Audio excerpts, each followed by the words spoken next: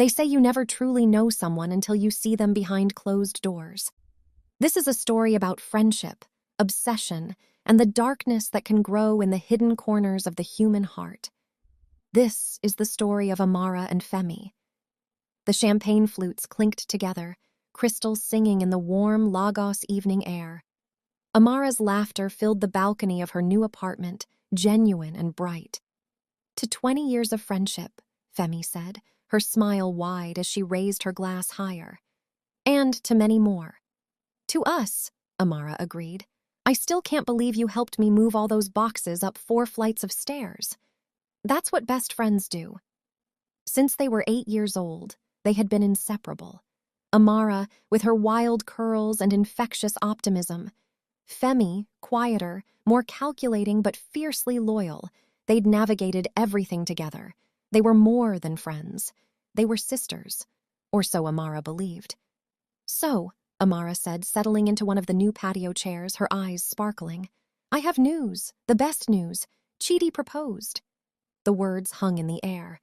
Femi's hand tightened around her glass, but her face remained perfectly composed. Years of practice. "What? When? Show me the ring." Amara extended her hand, where a modest but beautiful diamond caught the light. "Last night. Femi, I've never been so happy." Femi took Amara's hand, examining the ring, feeling the weight of everything it represented. "It's beautiful," she said softly. "I'm so happy for you." And part of her was. Part of her remembered the girl she used to be. Before Chidi walked into their lives 2 years ago at a mutual friend's wedding. Before Femi had looked across the room and felt her heart stop at the sight of him. Before she'd spent the entire evening talking to him, feeling that rare connection. Before Amara had walked over to join them. And just like that, Femi had watched it happen. The way Chidi's eyes had lingered on Amara's face. The way Amara had blushed when he'd asked for her number. The way Femi had become invisible in the space of a heartbeat. She'd said nothing. What could she say? But she'd felt the loss anyway, sharp and cutting. And then she'd watched for 2 years as they fell in love. "You'll be my maid of honor, won't you?" Amara asked. "Of course. I wouldn't miss it. I can't imagine doing this without you by my side. You're my sister, Femi, my person." The words should have warmed her. Instead, they felt like a knife twisting.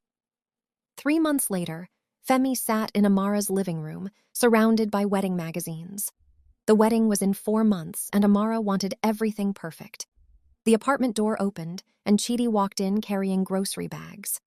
"Hey, ladies, I brought supplies for dinner." He crossed to Amara and kissed her forehead. And Femi watched. The casual intimacy of it, the way Amara's face softened. "Femi, you're staying for dinner, right?" Chidi asked. So Femi stayed. She stayed and watched Chidi and Amara move around each other like 2 parts of a whole, finishing each other's sentences, sharing private jokes. She stayed until she thought she might scream. Later, in her car, she sat in the darkness. Through the lit window above, she could see their silhouettes, embracing. She closed her eyes against the image, against the hot pressure of tears. It wasn't fair.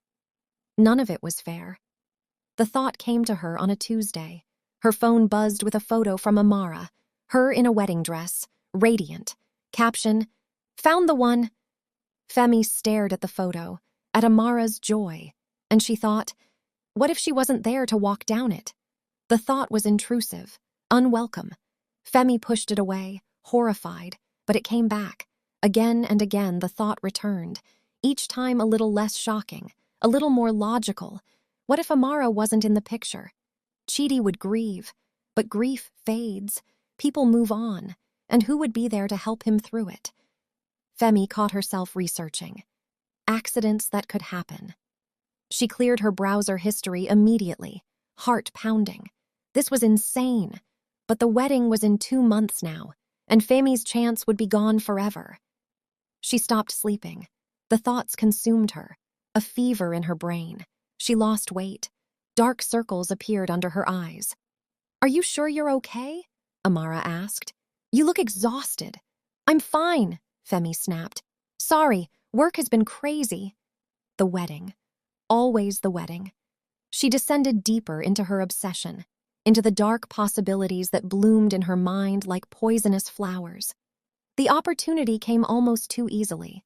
Amara mentioned she'd be alone for the weekend. Chidi was traveling to Abuja. She invited Femi over for a girls' night. Just like old times, wine, movies, face masks. No wedding talk, I promise. And as the date approached, Femi felt strangely calm, decided. She bought the knife at a market across town, paying cash, simple, sharp. She wrapped it in cloth and tucked it into her purse. Amara greeted her with a hug and wine already poured. "I'm so glad you're here. I feel like we haven't really connected in weeks." They settled in. For a while, it was like old times. They talked, laughed. Femi felt the familiar comfort of their friendship. Maybe she couldn't do this. Maybe...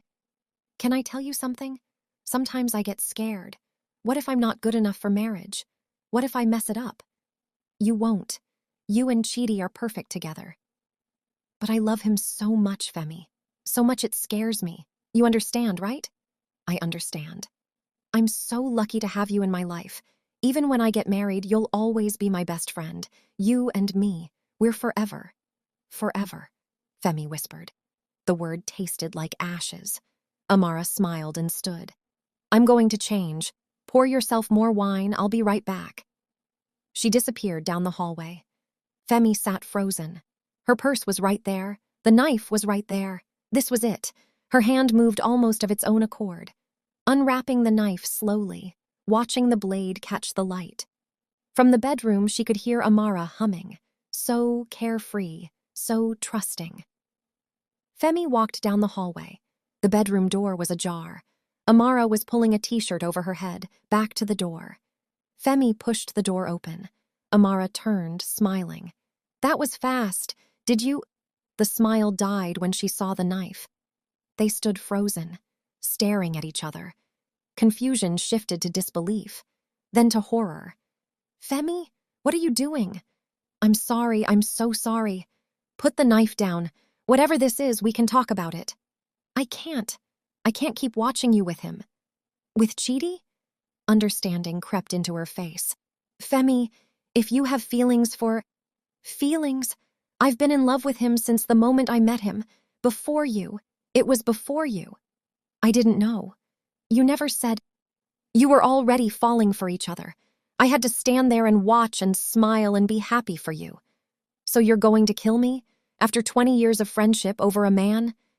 He's not just a man. He's everything. He made me feel like I mattered, and you took that from me." "I didn't take anything. He chose me, Femi. That's not my fault." "I don't blame you, but I can't let you have him either." "This won't make him love you. Even if you kill me, he'll never love you. He'll grieve, and I'll be there. Eventually he'll see me, the way he should have from the beginning." "You're not thinking clearly. Femi, please, this isn't you. You don't know who I am. You don't know what it's like to want something so badly it consumes you. So talk to me. I'll break up with him. If it means that much to you, It's too late for that." Even if Amara broke up with Chidi, he would never want Femi, not after this. There was no going back. "I'm sorry, Amara, I really am." Femi lunged. The knife caught Amara in the shoulder. She screamed, a sound that would haunt Femi forever. They struggled. Amara fought, clawing, trying to push away. But Femi was beyond reason, beyond stopping. Amara collapsed onto the floor, blood blooming across her shirt. The knife slipped from Femi's fingers, clattering to the floor. "Why?" The word was barely a whisper. Amara lay on her back, one hand pressed against her wounds, the other reaching up toward Femi. Not in violence. In question.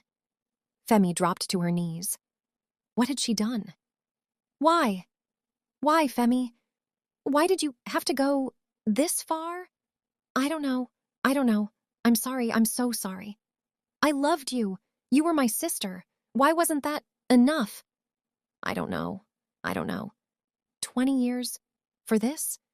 I'm sorry. Please." But sorry couldn't fix this.